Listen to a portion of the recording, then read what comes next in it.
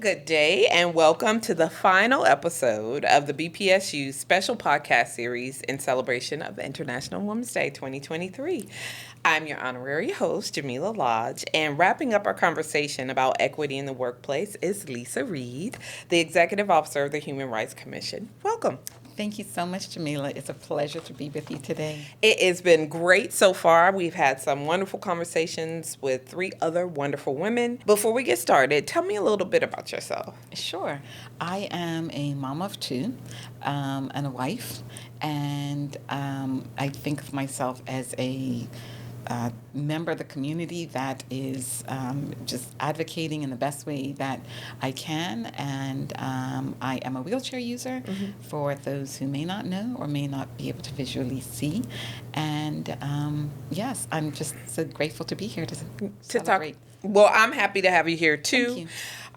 Now, you're the Executive Officer for the Human Rights Commission. Can you talk a little bit about the mission and vision of the Human Rights Commission? Sure. The vision of the Commission is a Bermuda that honors human rights for all, and we envision doing this through our mission, which is to promote and protect human rights through advocacy, education, collaboration, and enforcement. Okay. How's that going? Really well. Okay. We're actually in the middle of our strategic planning process, which we will wrap up in the next couple of weeks. Okay. But we're excited about what the next 3 years holds for the Human Rights Commission. Okay. Can you give us some inside information? Like, what can we expect? Because I think it's important, right? And I don't think a lot of times people recognize the work that has to go into it to ensure that people's rights are being respected. So can you share a little bit about what the plans look like or for the future for the Human Rights Commission, or what we should expect as individuals? Absolutely. I think the most important and most significant change that you will see is an increased profile of the Commission. Okay. In that we intend to provide more education and outreach and communication throughout the community so that the entire public understands where to come to access their understanding of the rights that are set out within the legislation, and to where there may be instances that they need to file a complaint, then they can come to the Commission. So in essence, raising the profile of the organization. I think that's going to be important too, because I don't know, I'll speak for myself. Like, I didn't fully know until preparing for this interview, like all of the things that you guys did to advocate for people. So I think increasing that profile and helping people understand that there is a place, there is an entity that can support and advocate for you if you feel like your rights have been violated in some way is going to be a good thing. So Sure. What do you do specifically as executive officer? Sure. So I am the head of the public authority, Okay. and I am also the accounting officer, and I also provide strategic operational management for the Commission and administrative support to the human rights tribunals. Oh, so you do all the things. That's what it sounds like.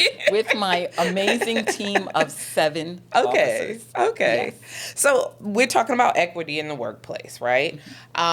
Before we get into that, can you talk specifically about the services that the Human Rights Commission offers? Sure. So the Commission works to achieve our vision, as I said, through the services that we provide. And we facilitate human rights related queries and complaints of discrimination and harassment. We educate the community on the protections afforded through the Act and the principles of human rights for all. We also provide dispute resolution services by way of mediation. Okay. We also administer the Human Rights Tribunal, which is actually the body that adjudicates human rights complaints. We also provide consultation and recommendations to the government on enhancements to the Act and changes to or guidance on policies related to human rights in Bermuda and the state, i.e. Bermuda's responsibility for ultimately protecting the rights of its citizens. Okay. And residents. So you guys do a lot. Yes, we are a very busy office. Yeah. But it's really good work. It's really good and meaningful work, and we take our work very seriously. As you should. So when we talk about equity in the workplace, people can file complaints or lodge complaints or come and seek out your assistance from any type of industry, any Absolutely. whether it's government, private sector. You guys support everyone. That's Can correct. you walk me through like what that process looks like? Sure. So so there might be an instance where an organization might reach out to the commission to understand how to support an employee who might be going through a difficult period in their life. So it Okay. might be where someone might have a health concern and it could be impacting their ability to perform at work. And so the commission may provide some support to the organization by way of clarity on the organization's responsibility to protect the rights of their employees, and as well, equally, an employee or tenant of an apartment or someone who has received a service might reach out to the commission and file a complaint about a service that they received, and they may have believed that it was based on the service that they provided might have occurred in a discriminatory fashion that Right. could have disadvantaged them in some way. So we provide guidance by way of queries as well as complaint management. I mean, it sounds like discrimination can be subjective, right? Like how I can imagine that it takes I don't want to say a lot of astuteness, but to be able to decipher a legitimate case of discrimination or being treated, unequitably from just someone who's just mad because it didn't go the way they thought it would go. How do you like navigate that? Because I, if I'm coming, I feel like I've been wronged in some way. But I'm sure maybe there are instances where maybe you're like, well, that technically wasn't discrimination because what? So that's a great question. In essence, the Act guides us very clearly. Okay. However, there are instances where an individual might feel aggrieved, and it may not fall within the the the the, the definition of or consideration of discrimination Got as you. outlined within the Act. And what we also do, we also provide a referral service. Okay. As you know, government is a very large organization, and there may be instances where people may feel that they are getting bounced around. Our referral service is intentionally designed that if someone has a complaint, so let me say this, it could be a complaint that falls within our jurisdiction, and we are going to continue to explore that with the individual. But there are also times when it falls outside of our jurisdiction, and we're going to try and get the person to the agency, or whether it's a government agency or it could be an advocacy group Right. or back to management. We're going to try and get them to the place that we believe, or services that we believe That they need to. Yes. Okay. Exactly. Okay. So it could be a referral to the ombudsman. It could be a referral to the Bermuda Police. Okay. It could be a referral back to management. It could be a referral to the Women's Resource Center. So it could be. It just depends on the nature of the complaint. Okay. All right. So you could come if we don't know how to fix it. Yes. You will get them to the right place. Okay. Yes. Well, that's good to know. We'll try our best to. Yeah, I like that. Right. Because for instance, or if it's let's say it's an employment related Yeah. complaint, we're going to refer them to to workforce development. Right. And our job is not to speak on behalf of that respective organization Right. in terms of our understanding of the Employment Act. Right. But we are simply trying to get the individual to the place that we believe that they can receive actually get assistance. them. Yep. Yes. Okay. That makes sense. So I'm going to ask you, what in your mind is the difference between equity and equality? Okay.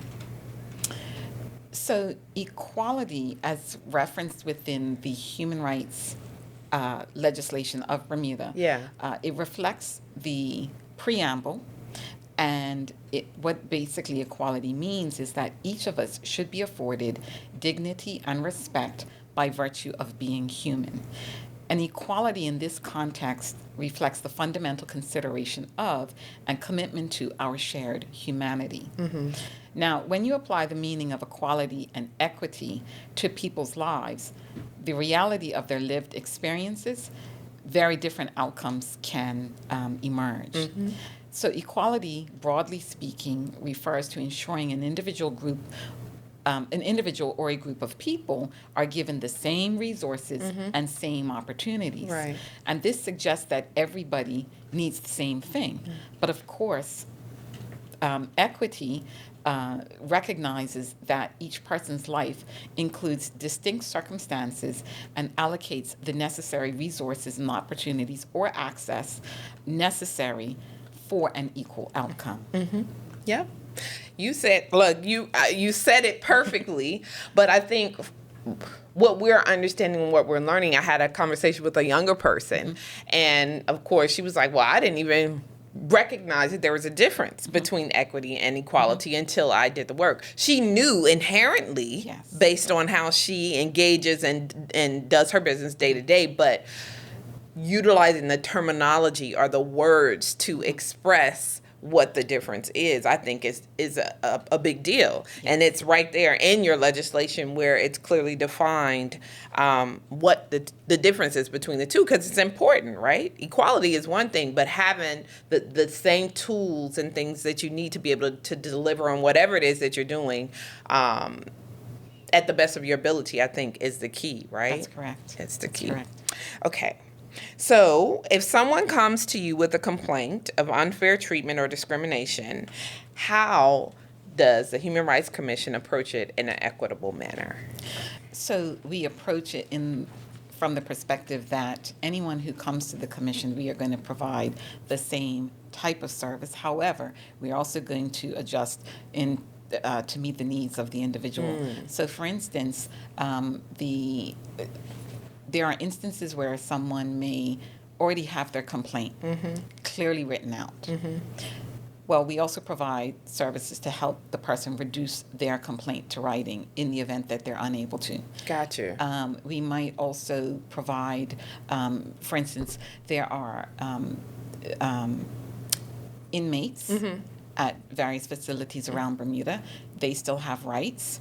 And where they have a complaint, we're going to provide ourselves to them by making arrangements to go and visit so that we can understand their complaint, recognizing that they may not be able to easily come into the commission to file a complaint. Right. That's a good point, right? Because you're like, okay, well, this is how you do it. This is what you need to do, but there may be something preventing you from being able to file the complaint. It's something as simple as I can't leave where I am. You know what I mean? So how am I going to get the information to you that I need to be able to move forward with it? Okay. Talking about that too, because you mentioned like inmates and, people have their own opinions about people who may have broken the law and as a result ended up in jail. And that brings into play unconscious bias, right? So how do you think unconscious bias impacts the way we respond to situations equitable? So we can have an entire series on unconscious bias. I know it. However, what we do know is that unconscious bias can influence the decisions in the workplace and how we engage people, and being aware of ourselves. So being self-aware of how we consider people, how we approach people, these thoughts, these notions that we have. And how that can unfairly impact the service that we provide, or it's true. I'm recalling when I first started working at BEDC, it was BSBDC at the time, and we meet everybody, right? Like anybody could have a business idea. And when I first started working here, I met with individuals, and so you would see them there at various stages of lives. They have different challenges you don't know. And one of the things that my boss at the time, Michelle Caldoun, said to me is like, you have to meet people where they are, right? And I feel like we have to make a conscious effort to do that because it doesn't happen naturally. We do form opinions quickly. We look at someone and be like, oh, I already know. But do you though? And so I think for me anyway, part of that process of meeting people where they are is recognizing, oh, I do have unconscious bias, right? And I would typically do X, and then you have to actively do the opposite. That's right. Right? Mm-hmm. And so I think when we're talking about equity, it's similar, right? Because you're using or you're deciding whether or not you're going to deliver this service or how you're going to deliver this service based on this unconscious bias. But to be equitable and to provide the same sort of service or support people the way they need to be supported, you have to be able to recognize that and self-correct if you, That's right. you know. So. All right, one last question before we go. Are there other ways to achieve fairness besides equity and equality? So, in essence, removing societal barriers. We as a community, we as a society need to consider how do we remove the barriers that prevent equity across the community. And it does take, it takes courage, it takes a plan. It is not... We don't envision that equity is going to be achieved by next Friday. Right. It takes a collective effort from the community to recognize where the barriers exist and to be committed to their removal. And that's our commitment at the Human Rights Commission, is to work with organizations and the community broadly to remove barriers. I agree. And the willingness, right? It goes back to recognizing, oh, well, there is a problem. And then working with people like yourselves to say, okay, well, what is the plan? Like, it's active. It's active. It's not like passive, be like, yeah, that's right. This is the definition. We should. It's active. You actually have to do the thing if you want to see change. And you can just finish your strategic planning. So we already know. You guys are ready. And we just need to be prepared, right, to do what we need to do to support whatever changes are to come. So I'm ready. I don't know about the rest of y'all. I think what you said was powerful, though, because I don't think we naturally do that. I don't think that we look around and be like, well, who's not in this room, right? Who should be in this room? I don't think we do that. We just do what feels comfortable and natural. And doing that, though, forces you to be active, forces you to make a considerable effort to say, okay, I'm going to go out and seek this person or whatever. You know, they still have the skills, but we need somebody else. We need the diversity, right? And I don't think that comes natural to people at all. That's well, right. We know it doesn't. Seeking the views of other people, seeking other people's perspective, and ensuring that people are heard. That people are present. And the only way for someone to be heard is to be present. Yeah. So I watched this what was that, a clip, you know, TikTok and all that stuff for the young people. But one of it was a HR manager, Black woman. And she said, yeah, when she was hiring people, and she was like, oh, who's missing in the room? People that look like me. Okay. So she's hiring. She said her first hire, someone looked like her. Second hire, someone looked like her. By the third hire, the HR department called and said, yeah, you saw it, right? Is there something wrong with the applications that we're sending you? And she was like, no, why? They were like, oh, well, you know, we're just noticing that. She was like, oh, that I'm hiring Black women? But she was like, no, there isn't anything wrong. Did you tell Mark or the guy down the street, the white man, that there was something wrong with who he was hiring? And so that was purposeful, right, on her part. The people were qualified, but they looked like her. So I think going back to what you said, that is something active that I think we have to do. And when you're in positions of power where you have the ability to do that, then part of being equitable is to acknowledge that there's something missing here, and how do I fix it? How can I become part of the solution as opposed to continuing to perpetuate? Yeah. The cycle. She's like, it's in my power to hire who I want, so this is who I'm hiring, right? So I was like, yes, you know, high five to her, and more of us Correcting the need to do that. imbalance. Yeah, and not be afraid, because sometimes we won't do that for fear of getting the call from the HR department, right? And so you're like, I've stepped out of line, so let me get back in line. She was like, no, I did that on purpose. Any closing words that you would like to say to young women maybe who are entering the workforce for the first time and may not have found their voice to be able to do that, to speak in terms of ensuring that they're being treated equitably? Anything you want to I end would on? say of noting that it is International Women's Yeah. Day, but as well for all people, it takes courage. Yeah. It really takes courage. And so finding support to self-advocate is really important, and standing up for what is right, and for other people to, when they see that there is something wrong, to speak up and say something, and to highlight where the imbalance and where discrimination occurs, because the only way to eradicate these practices is for people to step up and bring attention. Hear, hear. And to come to the Human Rights Commission. That's what you're here for. That's right. That's right. You don't have to do it alone, right? That's right. There's someone there that has your back as well. Well, Lisa, thank you so much for joining us. Thank you, Jamila. Thank you for sharing a bit of your wisdom. We now know where to come should we have issues. We're looking forward to seeing what the strategic plan holds. But thank you so much. Thank you. All right.